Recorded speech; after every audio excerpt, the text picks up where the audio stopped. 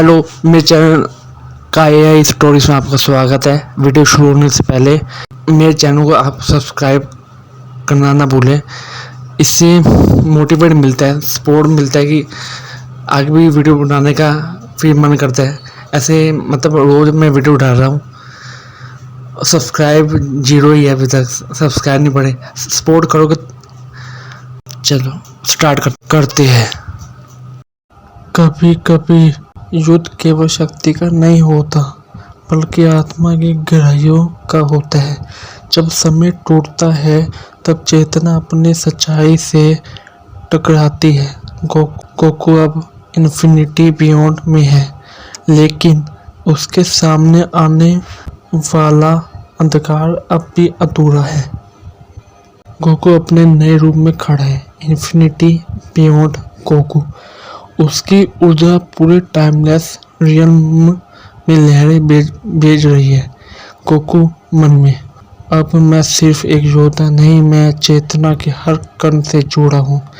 लेकिन ये शक्ति क्यों अधूरी लगती है? गोकू के सामने अचानक प्रकाश बनता है और उसमें से एक पुरानी आवाज गूंजती है। इन्फिनिटी बियॉन्ड शक्ति है, लेकिन आत्मा के बिना ये खाली है। अपने भीतर उतर गोकू, वहां तुझसे पहले भी कोई था। हमें देखा जाता है नॉन डिमिनेशन में अकुमो योजना बना रहा होता है।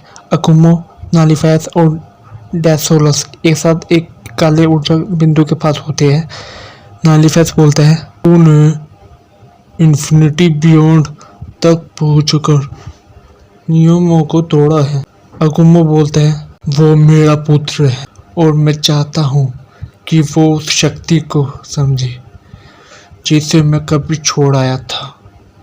लेकिन अगर वो मुझे चुनौती देगा तो उसे हर उस गलती की कीमत चुकानी होगी जो सायन इतिहास ने की है। और हमें दिखाया जाता है वही 3 सायन योद्धा, कायरोस, सेरेना और ड्रेक, एक रेगिस्तानी ग्रह पर बैठे हैं, गंभीर विचार में खोए हुए होते हैं। सेरेना बोलता है, गोकू हमारे जैसा नहीं है, लेकिन उसका प्रकाश मेरी ज्वाला को जला नहीं सका। उसने मुझे शांत किया है। कायरोस बोलता है, हम अकुमो के आदर्शों से बंधे हैं, लेकिन मेरा मन कहता है शायद हम गलत दिशा में देख रहे हैं। ड्रेक बोलता है, शायद हमारा अतीत हमें झूठा दिखाया गया है। मुझे अपने पूर्वजों की पुकार सुनाई दे रही है। हमें दिखाया जाता है गोकू की आत्मा की यात्रा होती है। टाइमलेस रियल में गोकू एक मंदिरनुमा चेतन संसार में प्रवेश करता है। जहाँ समय मौन है, वहाँ आत्मा बोलती है। गोकू अब अपनी चेतना के मून में उतर चुका है।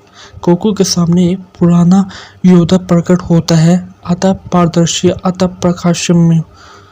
आत्मा बोलती है, मैं हूँ राइजो, सायन चेतन का संरक्षक।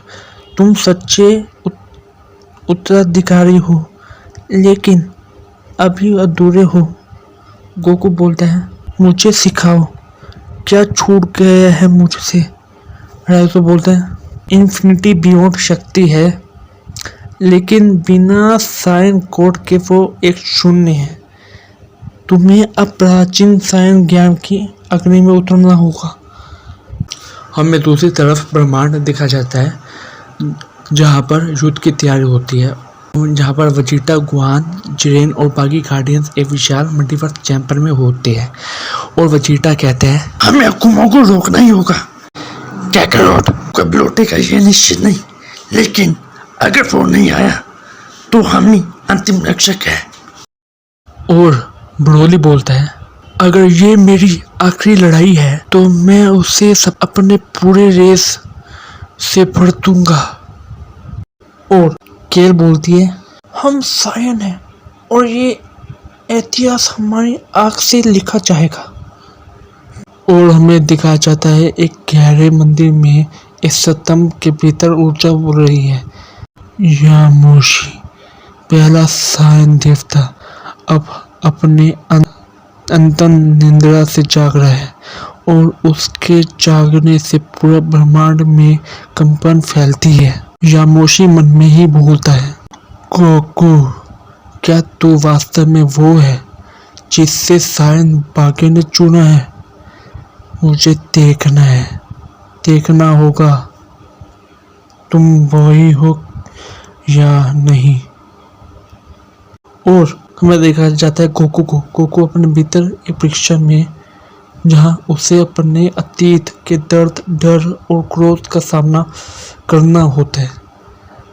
गोकू अपने बीते स्वरूप से जूझते हुए, मैं वो नहीं हूँ जो डरता था, मैं वो नहीं हूँ जो अंधकार में गिरता था, मैं अब चेतना की अग्नि से जन्मा हूँ। रायसो की आत्मा मुस्कुराती है। रायसो बोलता है, अब तुम तैयार हो, उठ इन्फिनिटी बियॉन्ड की पूर्णता को स्वीकार कर। हमें दिखाया जाता है अकुमो को, अकुमो की आंखों में आ रही चेतावनी। अकुमो सितारों की ओर देखते हुए बोलता है, तो उसने कर दिखाया, लेकिन क्या वो सारी शक्ति को सही अर्थ देगा या वही भूल दोहराएगा जो मैंने की थी? इन्फिनिटी बियॉन्ड पूर्ण हुआ, लेकिन शैडोज ऑफ डेस्टिनिटी अभी भी जीवित है और अगले अध्याय में होगा वो टकराव जो साइन इतिहास को 2 हिस्सों में बांट देगा। अब सब कुछ बदलने वाला है। क्या गोकू अपनी शक्ति को समय से पहले नियंत्रित कर पाएगा? क्या और अकुमो का असली उद्देश्य क्या है? जानने के लिए देखिए अगला एपिसोड।